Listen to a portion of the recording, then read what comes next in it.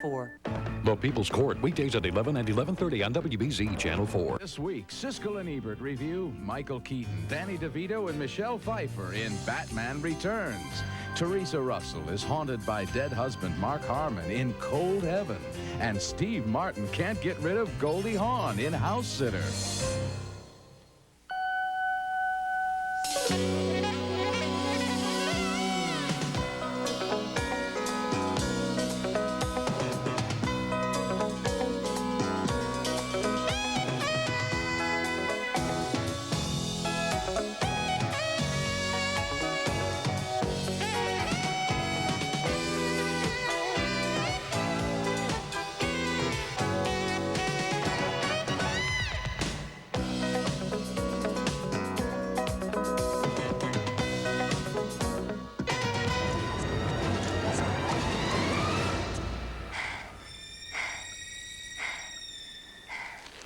Meow.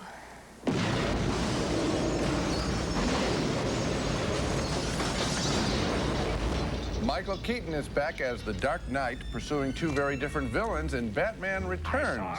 One of 5 new summer movies we'll be reviewing this week on Siskel and Ebert, including Goldie Hawn's latest, plus a look at a featurette by Batman director Tim Burton. I'm Gene Siskel of the Chicago Tribune. And I'm Roger Ebert of the Chicago Sun-Times. Our first movie is indeed Batman Returns, another excursion into the dark and murky world of Gotham City, where a bizarre band of characters enact their twisted destinies.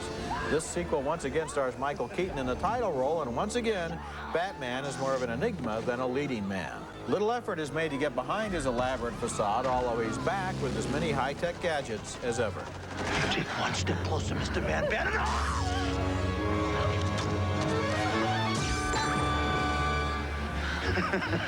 You missed. What's new this time are some fresh characters, including a romantic interest of sorts for Batman. Michelle Pfeiffer plays Catwoman. Who are you? Who's the man behind the bat? Maybe you can help me find the woman behind the cat. Also new, Danny DeVito as the Penguin, a grotty little man who was abandoned by his parents, raised in the sewers by penguins, and now wants revenge on society. What do you want? Ah, the direct approach. I admire that in a man with a mask.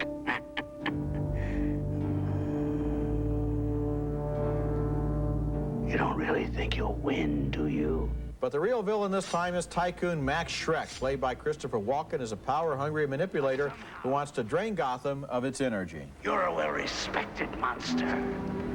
And I am, to date, not. Frankly, I feel it's a bum rap. I'm a businessman. Tough, yes. Shrewd, okay. But that does not make me a monster. Batman Returns was once again directed by Tim Burton. His credits also include Beetlejuice and Edward Scissorhands. And Burton is one of the most interesting stylists at work in the movies today. His movies are always terrific to look at. Batman Returns is consistently fascinating as a visual experience.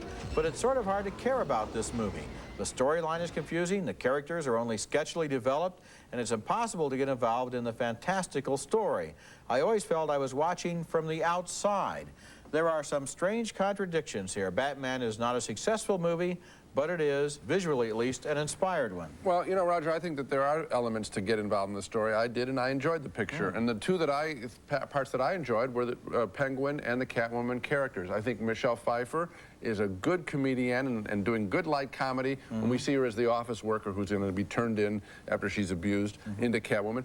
And then Danny DeVito, I thought was actually pretty threatening and sad as this little baby, this ill-formed baby who's abandoned. And I thought, this is what Tim Burton does. He gives us characters, including Batman himself, who all have this private pain that they then work out publicly. Yeah, but you see, the thing is with Catwoman and with the Penguin is that they emerge, they are developed as characters, we get the backstory, and then they don't go anywhere. There is no engine pulling this train. There is no story to really get us from the beginning of this movie to the end, and instead what you have are set pieces, set design, character design, costume design, even personality design, but no narrative. The problem in the picture, it's not a perfect picture, The problem is the Max Schreck character. Frankly, he isn't particularly interesting. And his story of what he wants to do and how these other two characters fit in, I agree with you, that isn't worked out. But the point is that in seeing this story, I just saw this as a personal story rather than an action story. Yeah, but the thing is, maybe if the Penguin had wanted to do what it is that the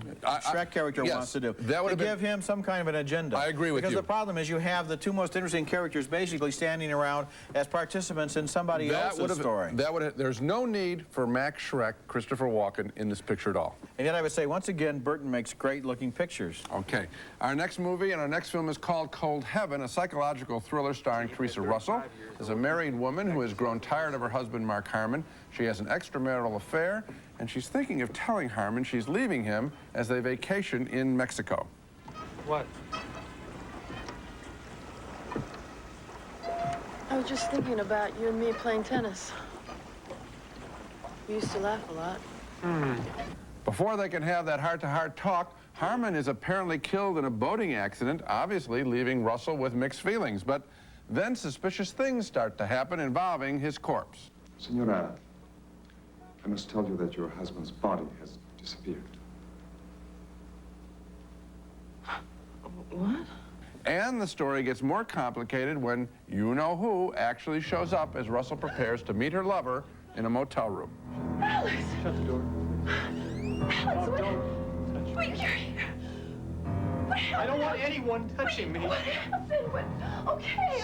Sit down. Tell me what happened. Please sit down. Cold Heaven offers fantasy dreamlike sequences which are supposed to make us wonder whether much of the story is just a dream in Russell's head. That stuff is a little corny, although the film does make a good case that every marital relationship is going to have stresses and strains and that it's a grand indulgence to believe that an affair can solve all your problems. But a mixed thumbs-down review from me on Cold Heaven because of the needlessly convoluted plot. I always am amazed when you look at a thriller like this and come up with the fact that it offers interesting insights into the stresses and strains of a marital relationship. That's not what this movie is about at all. This is... It was for me. Well, I guess it was for you. Yeah. All it really is a machine to create mystery and suspense and romance and sexual feelings and terror, and it works on that level very, very well. It's not really a movie, Gene, about marital stresses and strains. It's a movie about its plot. The very part you don't like is the reason this movie was made, in order to fool us and to toy with us in terms of what's really going on, whose motives are really genuine, and who's really alive or dead. In other words, are you really saying that you don't think I understand how thrillers work? Because to hold on to that thought, Roger, you'd have to say, Gene has never liked a thriller before. What happened when I liked those other thrillers? What I'm telling you is that the best thrillers not only work as thrillers, but they can be even better if they have some intellectual content. I'm not saying you don't understand how thrillers work. What I'm saying is that in this case, you didn't seem to realize you were looking at a thriller. You analyzed it if it's a marriage picture or something. No, I said it didn't work as a thriller. I said the one component that did work in it is that Nicholas Roeg and Teresa Russell, the director and a star who happen to be married, are working on a story involving marital life. Why reject that? Why not be open to that? I haven't accused you of not being open to that. You just did accuse me of not being open to that, but I think we're kind of off the point here. The fact is that as a thriller, I thought it worked and you thought it didn't work. That is absolutely correct. Good. I'm glad I got it right. When we come back, Steve Martin and Goldie Hawn tell one lie after another in Housesitter. You told him you were my wife? No matter which kind of bandage you use, for faster healing, add Neosporin. It helps guts heal faster, 4 days faster than a bandage alone. A bandage and Neosporin. Together, they make it better, faster. Just released on video. 101 Dalmatians. A sound alert! It's classic Disney fun and adventure. Oh, marvelous. That your kids will love. My favorite character was Dolly. Cruella the Bill. I want the job done tonight. If she doesn't get you... That's the funniest part. Give your kids the fun of 101 Dalmatians on video cassette. On sale now. What happens when you pack this much juicy, bursting flavor in carefree sugarless bubblegum? It sets you free. Now when the opera's like a noose, carefree shakes my big couples. Let the bursting flavor set you free.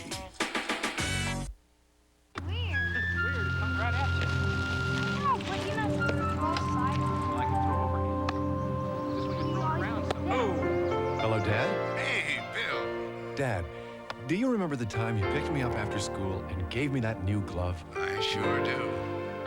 We played catch until it got dark. Yeah, that was great. Yeah. We're the one for you, New England telephone. Part of the 9X family. First, there were the dinosaurs. Now it's time to journey back beyond the dinosaurs. It's a world 66 million years in the past. Step back into the actual environment of the age, submerged by submarine 200,000 leagues under the sea to discover, or trek through volcanic wilderness to come upon. You've seen the dinosaurs. Now it's time to journey beyond. Experience it now through July 31st at the World Trade Center, Boston. You charge the groceries to me? Well, I was hungry. Now, come on, you gotta understand that. Well, what'd you tell him? How'd you get him to do it? Well, I guess he was under the impression that I was... Insane? That's a scene from Housesitter, a movie where Steve Martin is horrified to discover that a woman he hardly knows has moved into his new country home and is passing herself off as his wife. Now, that's nothing new for the character played by Goldie Hawn, who is a congenital liar. But what's intriguing to the Martin character is how quickly he identifies with the lies once he's entered into a pact with Hawn to pretend that they are married. His strategy is he thinks that will help him to win back the woman he really wants to marry, played by Dana Delaney. Goldie is happy to help him out. So, then he wants to marry me, and he hasn't even seen my face. So what he proposes is, which is, of course, what we did is we got married the next week at the hospital. And when the chaplain said, "You may now kiss the bride," instead of lifting the veil, the doctor unwrapped the gauze. Meanwhile, Martin's parents fall for the whole charade and begin to like the woman they think is their new daughter-in-law. Sweetheart, Yes, honey bun. don't you think a reception is a really horrible idea? No. I mean, our marriage is in a very ambiguous state right now. Which is why your mother feels, and I for one agree, that it might be just what the doctor ordered. So you give it a fresh start. And I, for one, think you're right, Mr. Davis. And another thing, unless this makes you really uncomfortable, I'd like for you to call me Dad. The broad outlines of Housesitter are pretty familiar. This is the same old story about the man and woman who think they hate each other until they discover that, what do you know, they really love each other. But there's an interesting twist here because they fall in love while they're lying, and their falsehoods build and build into a crazy house of cards, and they have to invent even more outrageous lies to keep it from falling down. The dialogue is the best thing in this movie, and the performances, not only by the stars, but also by a funny assortment of character actors. I liked it. Now, this is a comedy, right, Raj? The last one was That's right. No, it's really about marital difficulties, the stresses and strains on a marriage. This picture didn't make me laugh, so I think I figured out how to comment on this one safely in your presence. The problem here is that I didn't believe, as I looked at Steve Martin and Goldie Hawn, and certainly Steve Martin is as good a comic actor as exists, I didn't believe that they really liked each other at all. In other words, when they when the thing makes its predictable, and I think you're absolutely right, very predictable turn, I didn't buy it. And the other thing is that I thought that the rhythm was pretty much the same throughout the picture, which is that she's going to be forced to tell more and more outrageous lies. And so is he. And so is he. And the little shift in their voices when they go from what's real to what isn't real, that little look they get in their eyes, it's terrific. I just think I got into this whole rhythm where I knew where they were going with the story, as you did, and I knew exactly how she was going to take me there. You couldn't have possibly known where they were going to go with their dialogue, though, with those wild flights of fancy, how they met in the hospital, how he fell in love with her without being able to see her. I just, you know what, all of that stuff. No, they just came across to me as written lines. I felt that there was a writer there saying, okay, now we'll make them even more outrageous. Of course, there's a writer there. I mean, you know, I just heard it that way. such things as screenplays. The rhythm, Roger, is what's the problem. The rhythm is what was so wonderful about this film, the way it built and made me laugh and made me smile, and the people around me all laughed and smiled. You only gave it a 3-star review. That's how many stars I gave it, yes, because I've laughed louder and longer. Okay, good. Okay, fine. Coming up next, the latest film from the Oscar-winning director of The Silence of the Lambs, a more personal story about his actual cousin, Bobby. Was that considered pretty controversial at the time, a religious leader like yourself being involved with the Black Panthers? Well, I think, yes, it was.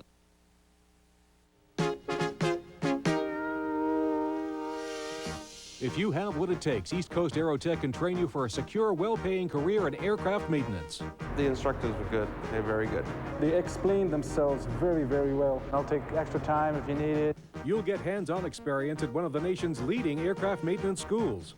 I would say they were exceptional. Call East Coast Aerotech at 1-800-292-ECAT for an appointment to tour our facility. 1-800-292-ECAT.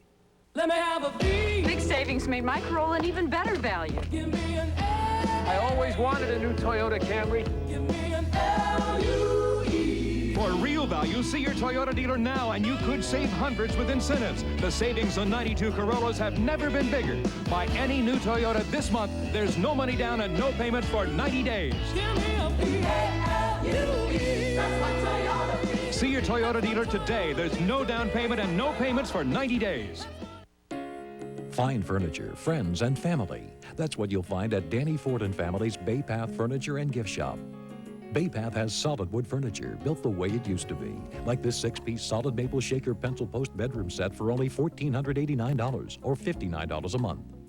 For solid savings on solid wood furniture, see Danny Ford and Family at Bay Path Furniture and Gifts, Route 31 North Spencer. Call 1-800-3-BAY-PATH for directions. Open nights till 8, Saturday and Sunday till 5.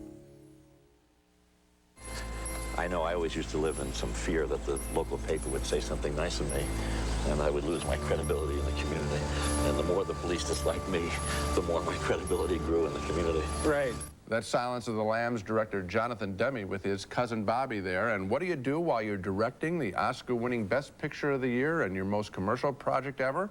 Well, if you are Silence of the Lambs director Jonathan Demme, you take all that power and leverage and turn it into a documentary about your own cousin, a public-spirited, rattle-the-establishment minister to the poor and oppressed in Harlem. The documentary is called Cousin Bobby, and Demme follows his cousin, the Episcopal Reverend Robert Castle, as he tours a burnt-out slum building in his parish. Yeah, watch your step coming up the stairs.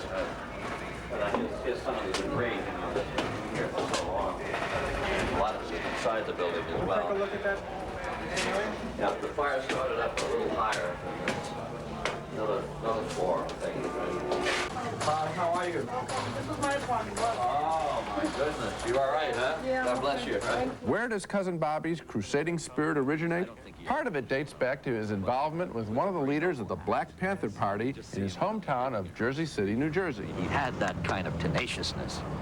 When you start talking about justice and fighting for justice and fighting for freedom, that you hear some of the leaders of our own society talk about, they never identify it with the oppression and the suppression of African American and Latino people. Cousin Bobby is a modest film, but what makes it more than a vanity project is that we know that much of what the Reverend says is not just opinion, but truth, and that it's going to take a massive effort of personal involvement, his kind of involvement, not just money, to bring the separate and unequal classes of American society together in peace. I liked getting this unintended biographical sermon while I was sitting in a movie theater. I like the movie too, and I like Cousin Bobby a lot, and I like this portrait of a man who has actually put his life on the front line and trying to change things. If I have a criticism of the movie, it may be cued around that word cousin, because this is a family movie, and Jonathan Demme and his cousin go back and they look at photographs and they remember their childhoods and when they knew each other and aunts and uncles and so forth.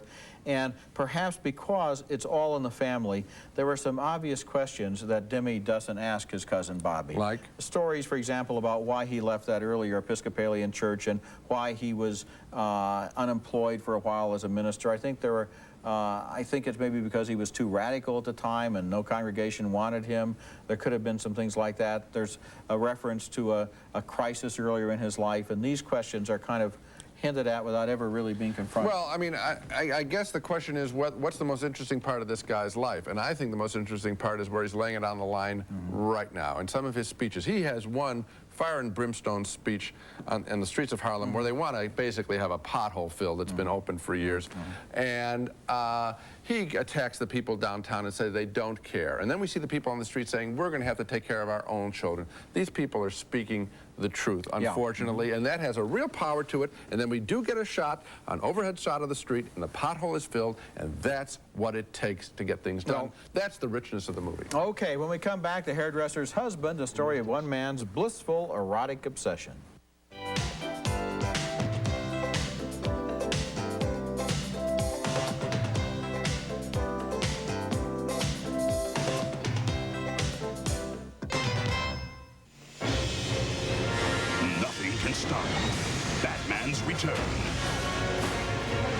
Now at McDonald's, Batman Returns is on a dramatic series of 32-ounce collector cups straight from the summer's biggest movie. On top, there's a flying frisbee bat disc lid.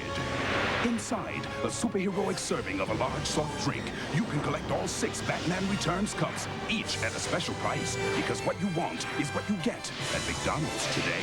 What do you want? Here's 20 new reasons to visit Disney World this year. 1, 2, 3, 4, 5, 6, 7, 8, 9, 10, 11, 12, 13, 14, 15, 16, 17, 18, 19, 20. One more time. 1, 2, 3, 4, 5, 6, 7, 8, 9, 10, 11, 12, 13, 14, 15, 16, 17, 18, 19, 20. Call 1-407-WDisney now. Our next movie is named The Hairdresser's Husband, and this is one of the most quietly fascinating and provocative movies I've ever seen about erotic obsession and about madness. This movie is sexier than a dozen Basic Instincts.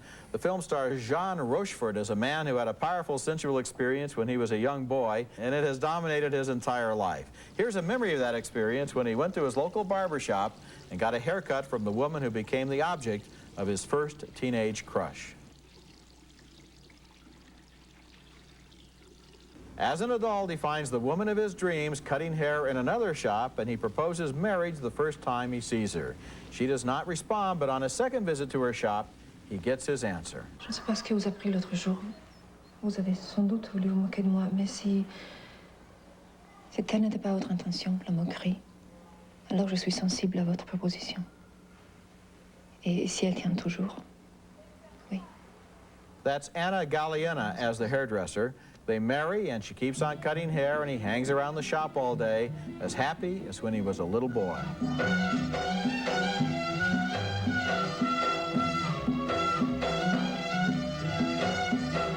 The Hairdresser's Husband is about a man who tries to create perfect happiness for himself inside that little shop with the woman of his dreams in the circumstances of his dreams. What we eventually realize is that happiness cannot last forever. We realize it, but does he? The movie was directed by Patrice Leconte, who also made the great 1990 French film Monsieur Hire, about another man's lonely erotic obsession.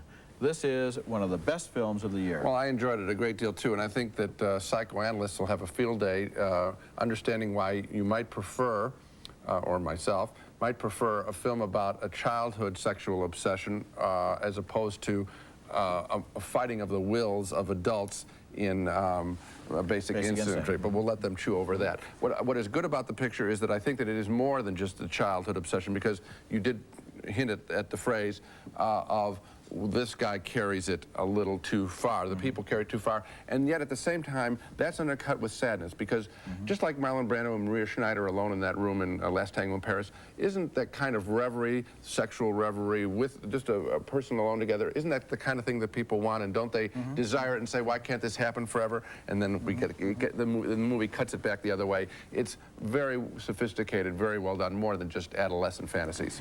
The scene, for example, where she's shampooing that customer's hair, and the husband comes over to her while the customer has soap in his eyes and can't see what's happening, that to me, even though you didn't see any nudity or any explicit skin at all, so to speak, nevertheless, the idea of what's happening is very sexy. Absolutely. Yes, coming up next, our video pick of the week. Boy, we're like two little boys here. A small film that Batman director Tim Burton made before he made his first feature. It's called Frankenweenie.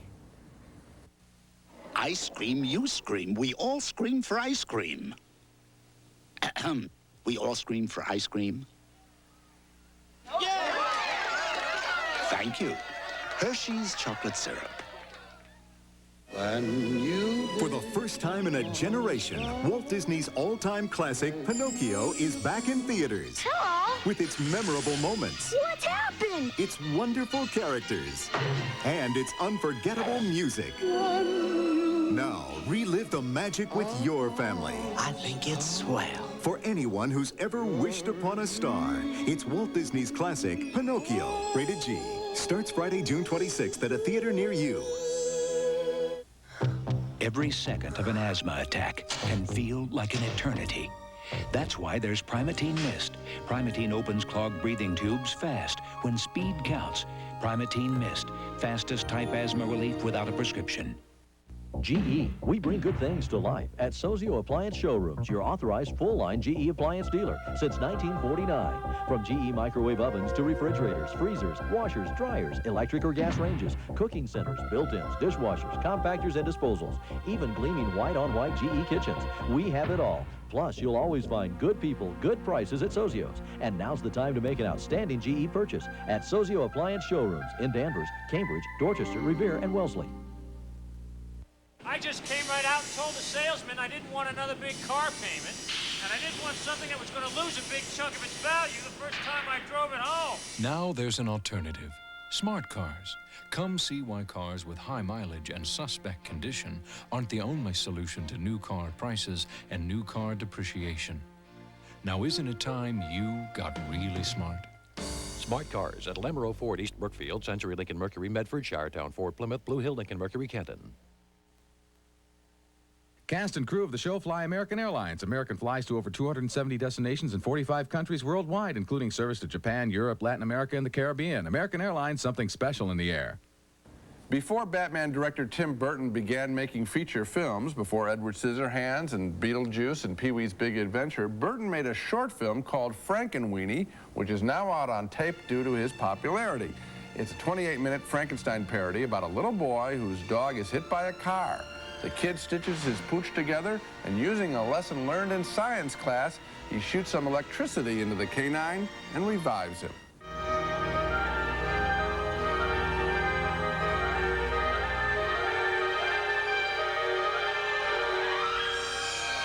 Barky.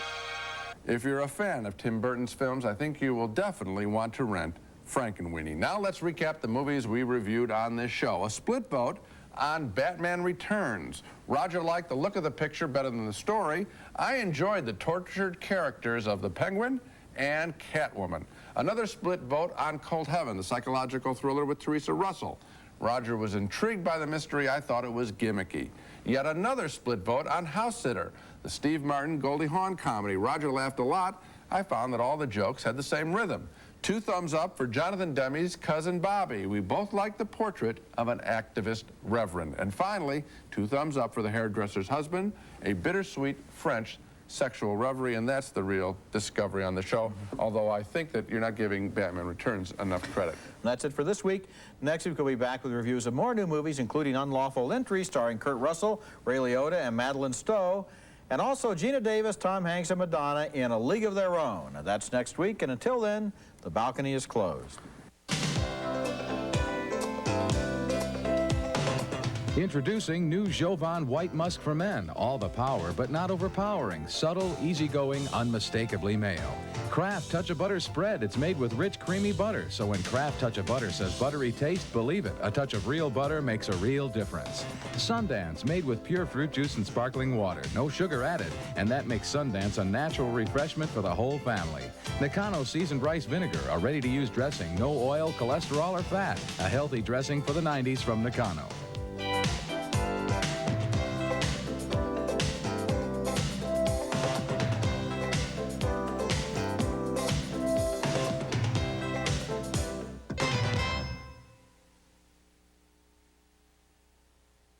There's a place in Boston